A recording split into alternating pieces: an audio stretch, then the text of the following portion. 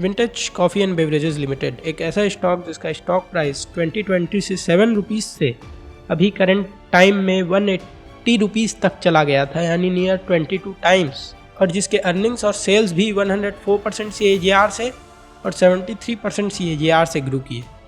तब भी उस कंपनी के प्रमोटर ने उस कंपनी का स्टेक 69% से प्रेजेंट में 34% कर दिया, और उस 34% स्टेक का भी 36% प्लेज्ड है।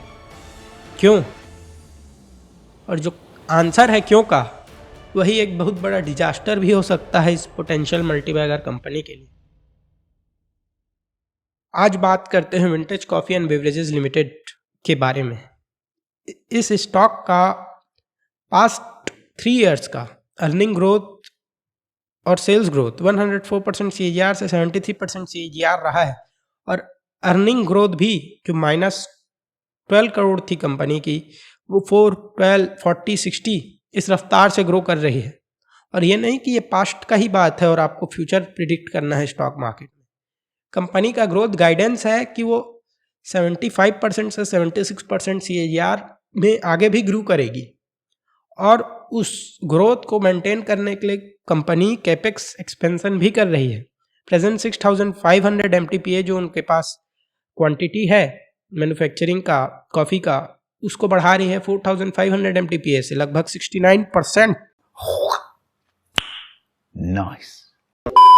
और मार्च 2027 तक फिर से 5500%, वो भी प्रीमियम सेगमेंट का, जिससे मार्जिन ज़्यादा होगा, सेल्स से ज़्यादा प्रॉफिट बढ़ेगा, उसका भी 50%।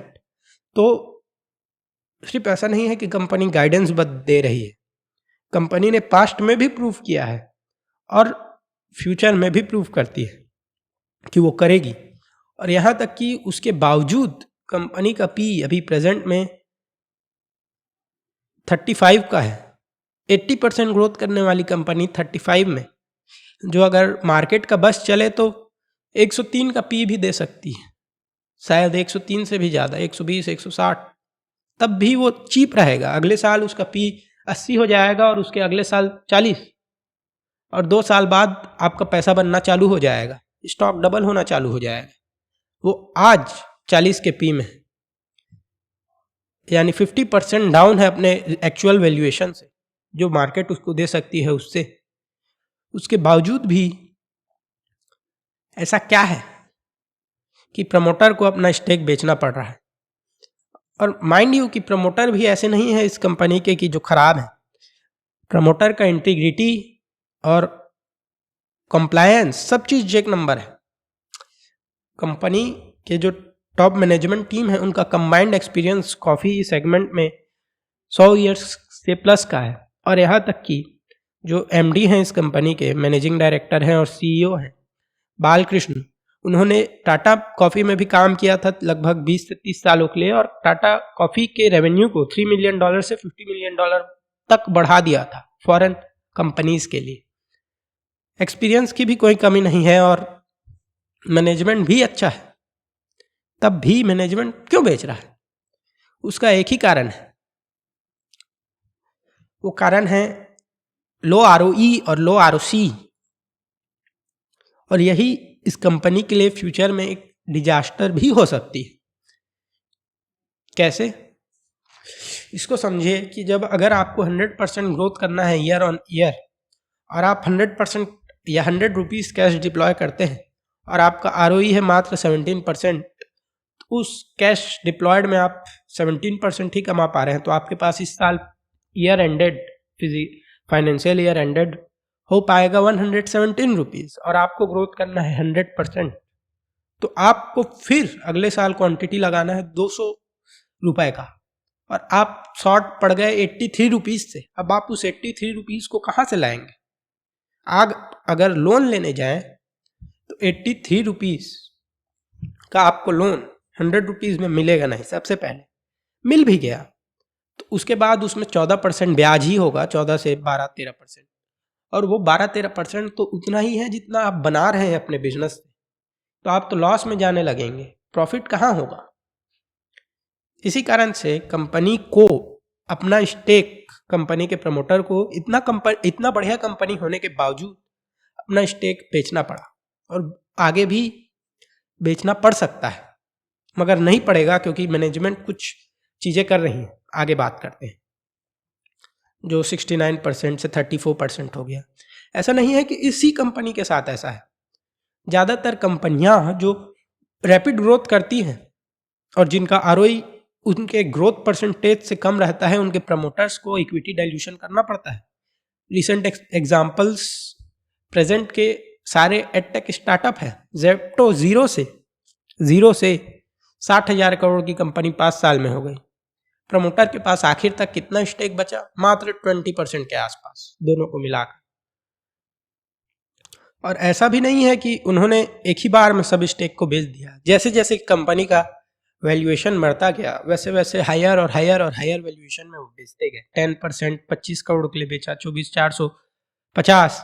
वैसा करते करते कंपनी, क्योंकि कैश बर्न कर रही है, माइनस में आरओसी है, जितना लगाती है उतना कमाती ही नहीं, तो इन्वेस्टमेंट उठाते गए, अपना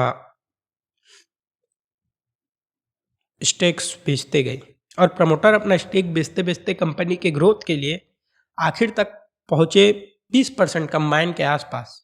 और ऐसा ही होता है जब आप एक्सट्रीम ग्रोथ करते हैं अपने आरओई से हटकर। इसमें वैल्यू जनरेशन तो होता है, मगर एक्सट्रीम वेल्थ क्रिएशन नहीं होता। और एक टाइप की कंपनी होती है नेस्ले जैसे, जो मैसिव वेल्थ क्रिएशन करते हैं, जो उससे कई गुना ज़्यादा कमाती है जितना वो लगाते हैं। यहाँ तक कि वो कैपिटल ही नहीं लगाते और कमाते हैं, सिर्फ और सिर्फ ब्रांड के कारण, और बाकी मार्केटिंग और सैलरी कॉस्ट ही रहता है।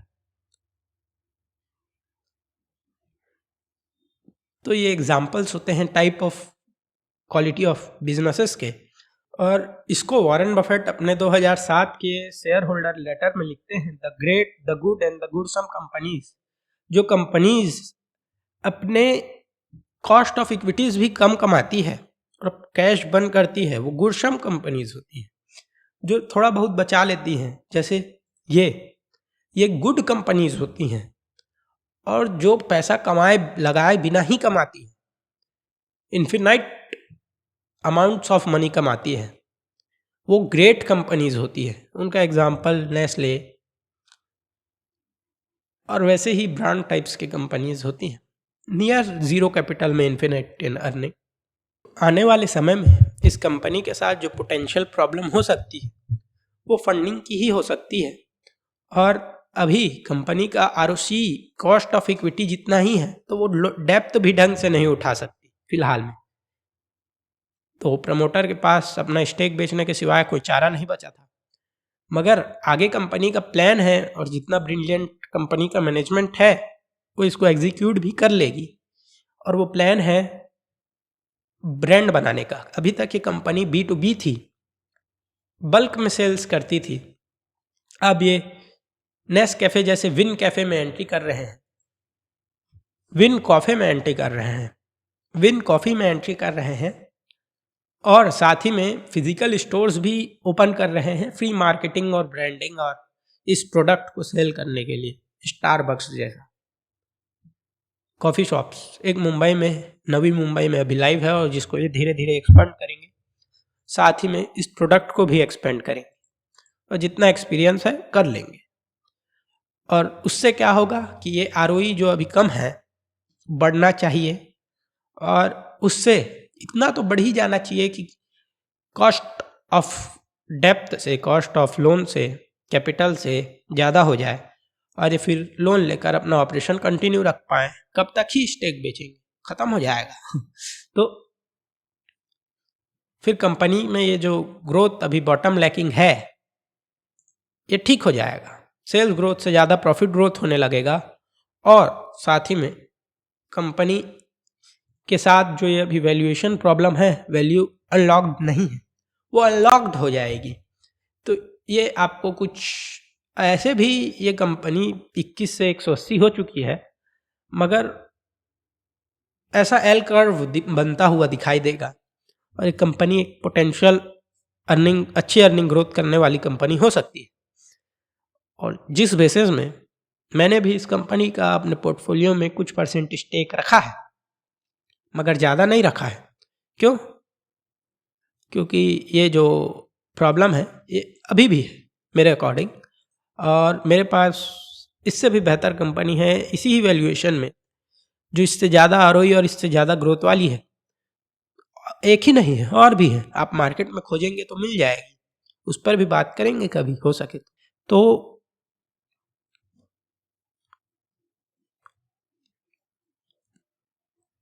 उस बेसिस में कुछ एकदम स्मॉल लिटिल मैंने इस कंपनी का लेकर रखा है, और जैसे जैसे कंपनी की अर्निंग ग्रोथ आती जाएगी, मार्जिन इंप्रूव होते जाएंगे, और मैनेजमेंट जो जो कह रही है वो कर पाएगी, हम कंपनी को रखे रहेंगे।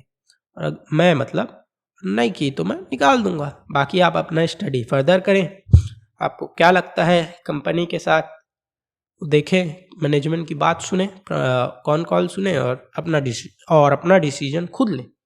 और वीडियो अच्छी लगी तो लाइक करें, और ऐसी ही एक कंपनी के बारे में हमने बात किया है यहाँ पर, ग्रेविटा इंडिया के बारे में, चेकआउट करें।